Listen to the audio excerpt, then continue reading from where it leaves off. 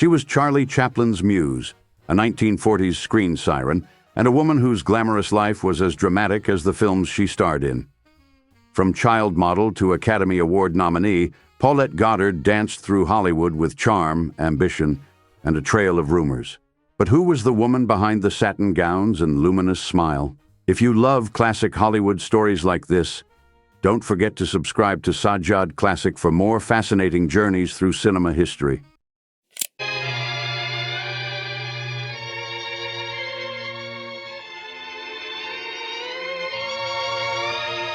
Paulette Goddard was born Marion Levy on June 3, 1910, in Whitestone Landing, Queens, New York.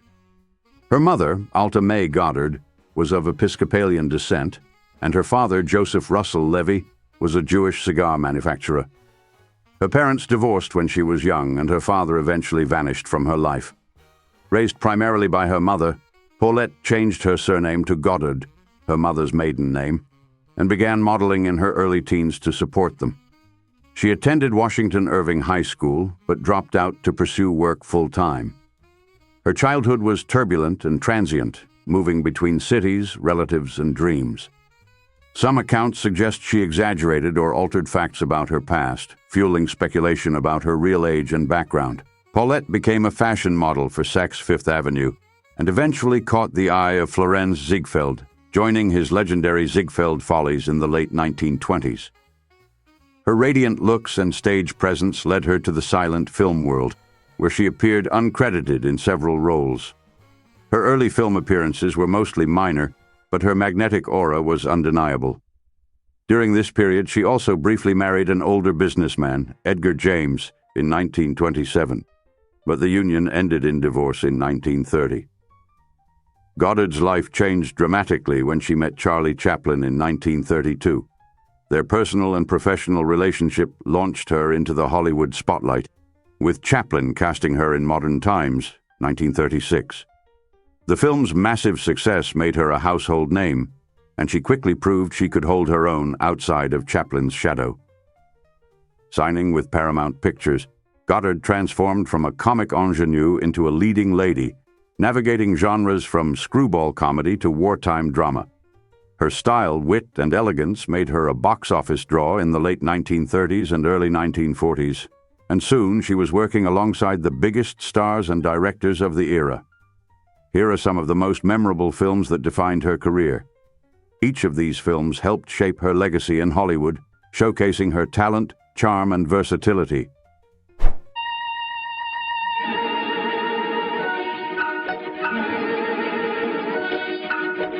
Her breakout came in Charlie Chaplin's Modern Times, 1936, which holds an impressive IMDb rating of 8.4.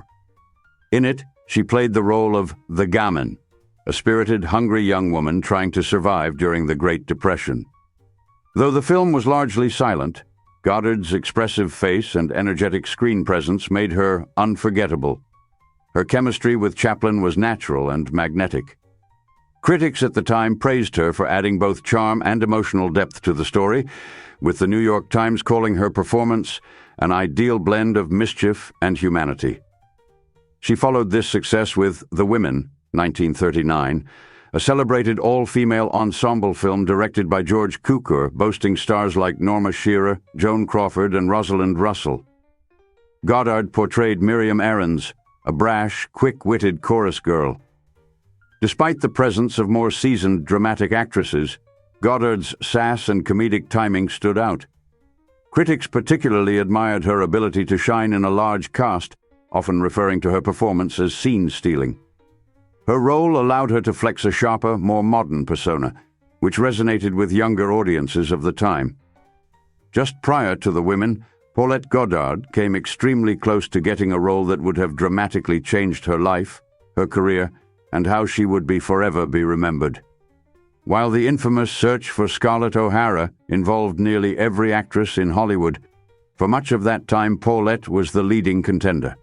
She was the only potential Gone with the Wind star who merited a Technicolor screen test, and several columnists jumped the gun and announced that she was signed for the role.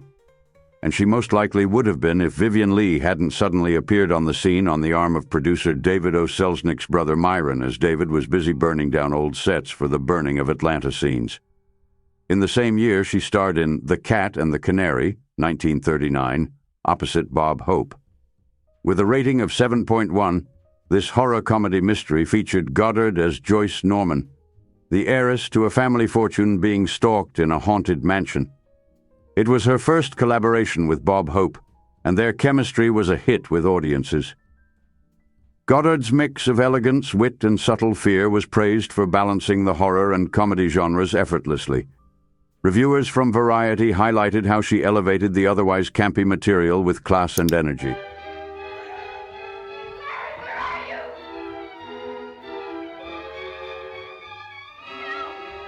The duo reteamed for The Ghostbreakers, 1940, another mystery comedy blend, which scored 7.2 on IMDb. Goddard played Mary Carter, a woman who inherits a haunted Cuban castle. Her role required her to juggle suspense, humor, and glamour, something she handled with ease. Critics applauded her for keeping pace with Hope's rapid-fire delivery while bringing emotional balance to the story. It reinforced her reputation as a reliable box office draw and further solidified the success of her pairing with Hope. Perhaps her most ambitious role came in The Great Dictator, 1940.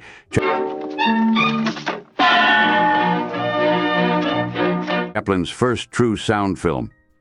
She played Hannah, a laundress and fierce fighter against fascist rule. With an IMDb score of 8.4, the film is a timeless political satire, and Goddard's performance was essential in grounding the film's emotion. She offered not only warmth and realism, but also a powerful portrayal of courage and resistance. Critics admired her ability to bring sincerity to the film's more serious moments, contrasting with Chaplin's comedic genius. While she wasn't nominated for an Oscar, many believed her performance deserved recognition.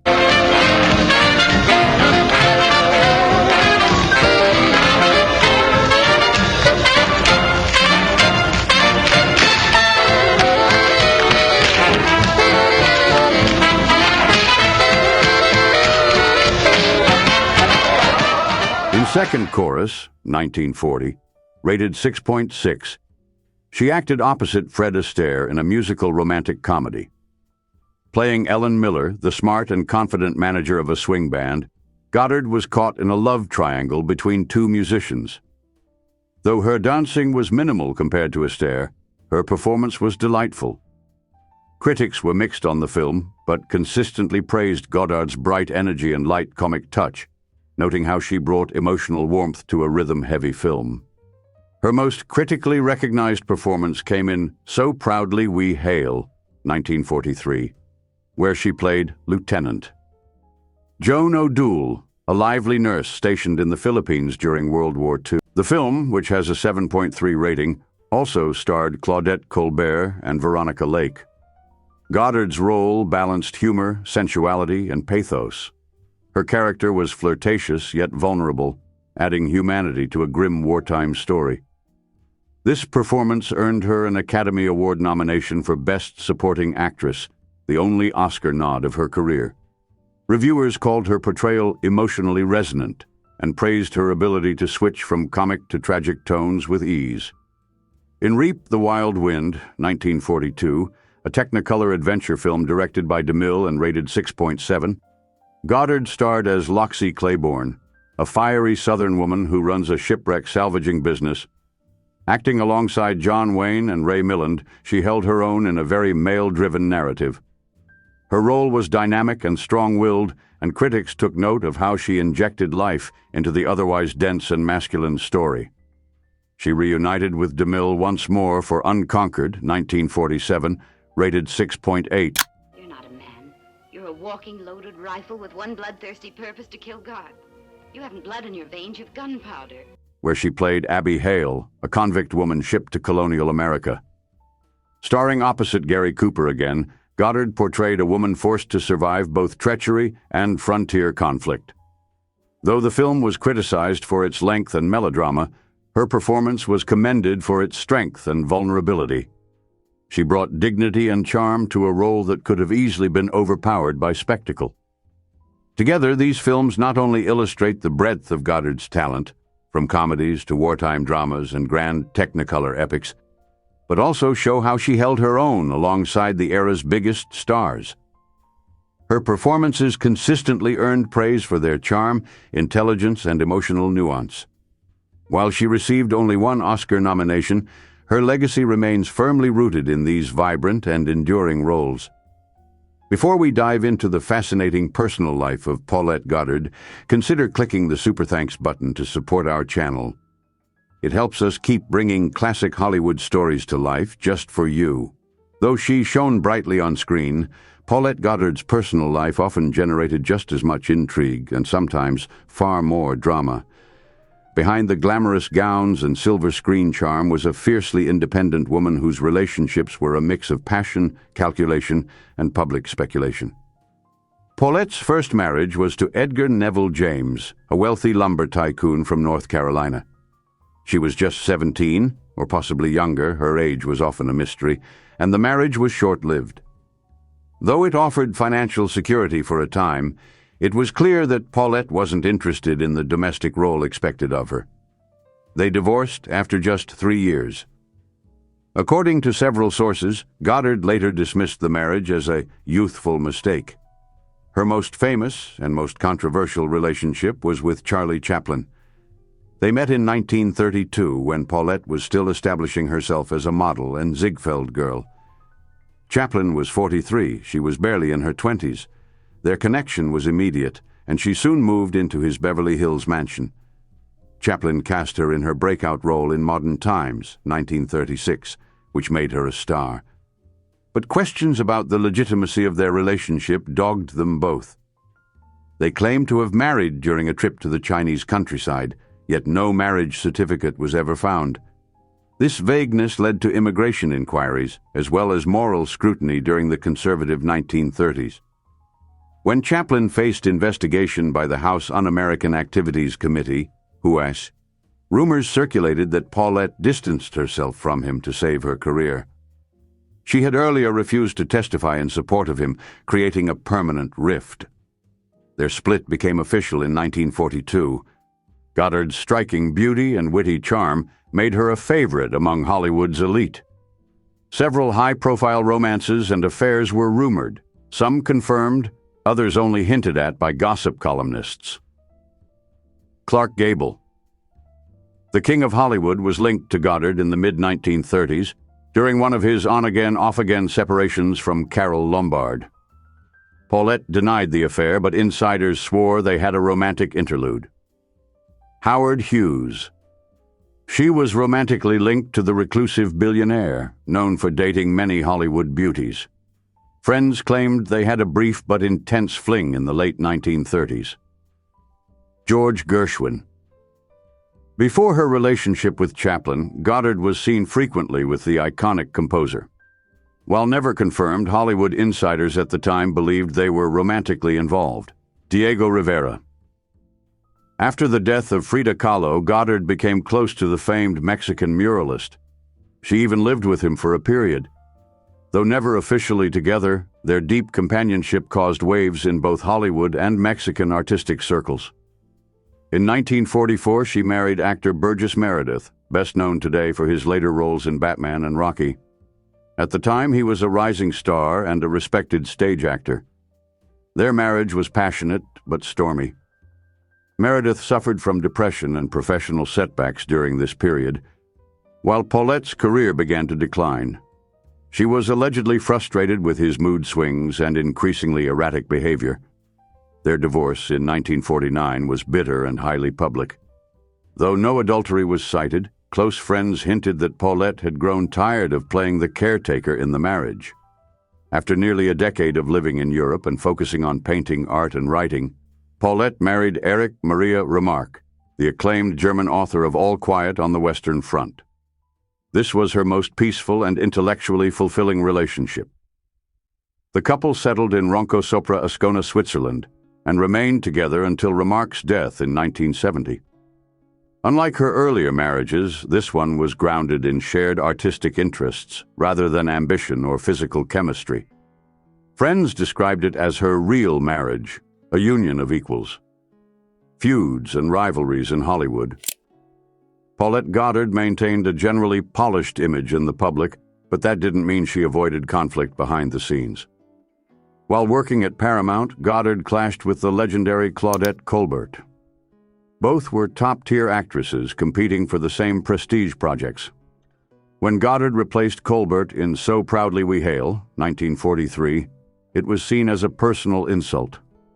Colbert allegedly refused to work with Goddard ever again, calling her a manipulative upstart. Another feud reportedly involved Veronica Lake, who resented Goddard's attempts to court directors and producers socially. During one press event, Lake allegedly muttered under her breath that Paulette slept her way to the top. Goddard, never shy, is said to have retorted with a sarcastic toast to jealous girls with failing careers. Goddard and Lamar were often compared in fan magazines for their beauty and exotic appeal. While there's no record of direct confrontation, both actresses vied for the same parts, including roles in Samson and Delilah and Ziegfeld Girl. Paulette supposedly referred to Lamar as a beautiful statue with no sound, while Lamar allegedly called Goddard Hollywood's most decorated flirt. After Lamar's death in 1970, Paulette chose to remain in Switzerland. By then, she had completely withdrawn from film and Hollywood circles. She rarely gave interviews and was rarely photographed. Yet, she remained mentally sharp and socially active within her elite European circle. She developed a passion for art collecting and painting, and she became known in Switzerland as a patron of the arts. Though she never had children, she treated her extended circle of friends and staff with loyalty and generosity. Her years of financial savvy had left her very wealthy. In fact, she had invested wisely during her Hollywood peak, particularly in real estate and stocks, and she never experienced the financial downfall that befell many of her peers. Goddard also took steps to leave a meaningful legacy. In her will, she left over $20 million to New York University, a bequest that established the Paulette Goddard Chair in theater and film. Her gift reflected not only her gratitude toward the arts, but also a desire to support future generations of performers and creators. On April 23, 1990, Paulette Goddard passed away in Switzerland at the age of 79 due to heart failure. She was buried alongside Remarque at the Ronco Cemetery, her name etched in stone beneath the mountains she had come to call home. Her final years were not marked by fading fame, but by a deliberate and dignified retreat into reflection, love, and legacy. In choosing a life of quiet grace over Hollywood fanfare, Paulette Goddard wrote her own final act, one of elegance, intellect, and independence. From the silent screen to Hollywood's golden age, Paulette Goddard shimmered with elegance, mystery, and ambition. She wasn't just Chaplin's muse.